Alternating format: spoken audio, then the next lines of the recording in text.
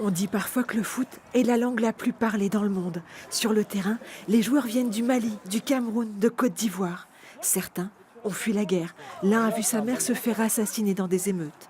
À 15 ou 16 ans, ils ont quitté leur pays, seuls, le temps d'un match ou d'un entraînement. Ils oublient tout. Moi, je trouve le foot vraiment génial. J'adore. Ah oui.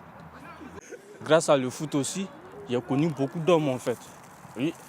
Ouais, c'est du sport aussi, c'est le sport de mon entier. Si ta cheville elle est comme ça, le ballon va partir soit comme ça, soit comme ça. Okay. Quand il parle de ses joueurs, les yeux de Jimmy s'allument. Un cours de foot contre une leçon de vie, il ne perd pas au change. Pardi. Pour eux, tout n'est pas facile, ils arrivent dans un pays étranger, souvent sans rien, sans personne, donc du coup, voilà, ils ont tout à refaire. Ça m'est arrivé souvent de me plaindre, et quand ils t'expliquent leur situation familiale ou ce qu'ils ont vécu avant, tu peux que te taire et derrière faire des efforts pour pouvoir y arriver comme eux, quoi. Beaucoup vivent en foyer, à l'hôtel, seuls souvent. Le club devient leur nouvelle famille.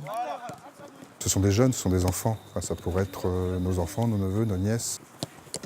Ils ne sortent pas indemnes de ces voyages. On a l'exemple d'un jeune qui a traversé avec son frère, sauf que lui est arrivé ici et son frère est dans la Méditerranée. Malgré leur parcours parfois très lourd, ils sont toujours souriants, de bonne humeur, ils ne font jamais la tête. Quelques secondes quand ils ont perdu, mais après on passe très vite à autre chose. Et ça c'est vraiment, même pour les autres joueurs qui donc sont nés en France, c'est aussi un exemple. Si vous êtes collés les uns les autres, c'est pas possible.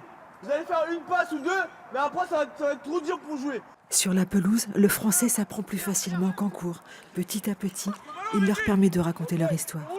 J'ai pris la route et voilà, comme c'était un frère africain qui quitte l'Afrique parce que voilà, ça va pas, j'étais avec mon grand frère, bon voilà.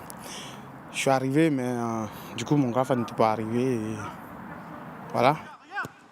Ça enlève aussi des stress et ça nous fait du bien. Si administrativement on les appelle mineurs non accompagnés, là, ils jouent, ballon au pied, tous redeviennent les enfants qu'ils auraient dû rester.